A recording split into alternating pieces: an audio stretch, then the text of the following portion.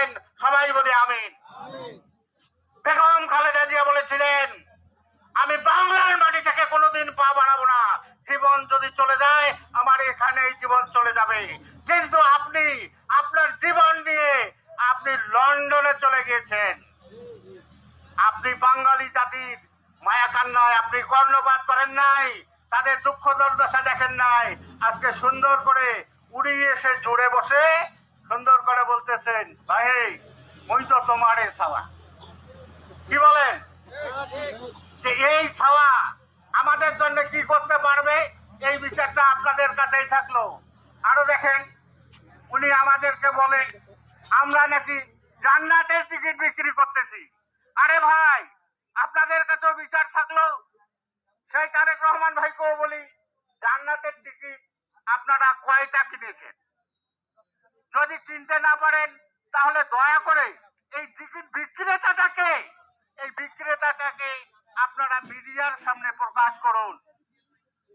তাহলে দেখবেন ওই যে খাল খোঁড়েগা সে খাল মে গড়েগা। আপনারাই এই অকাম করতেছেন আর আপনারাই ফাঁসবেন ইনশাল্লাহ। আমি ব্যর্থ কণ্ঠে ঘোষণা দিতে চাই, এই জান্নাতের টিকিট বিক্রি করার লোকগুলোকে আপনারা চিহ্নিত করে আমাদের জাতির সামনে উপস্থাপন করেন। ভাইয়েরা আমার, আজকে নির্বাচন আসছে। অতীতে আমরা একজন এমপি প্রায় 5টা মেয়ের মতো ছিলেন, আপনারা তাজুল চৌধুরী সাহেবকে চেনেন।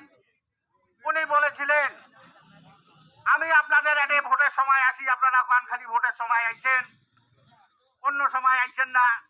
উনি যদি সংশোধন না থাকুন তাহলে তো যায়। আচ্ছা বলেন, একজন এমপি সংসদেও থাকবে, সংসদ শেষ হয়ে যাবে, চলে আসবে নিজের এলাকায়। উনি যদি এত উপকার করে থাকে, আমাদের মন্ত্রী হয়েছে, এমপি হয়েছে, কতগুলো কাজ করেছে আপনারা সেটা ভালো করে জানেন। তারপরে আপনারা আরো এমপি উপহার দিয়েছিলেন কুড়িগ্রামবাসীর পক্ষ থেকে।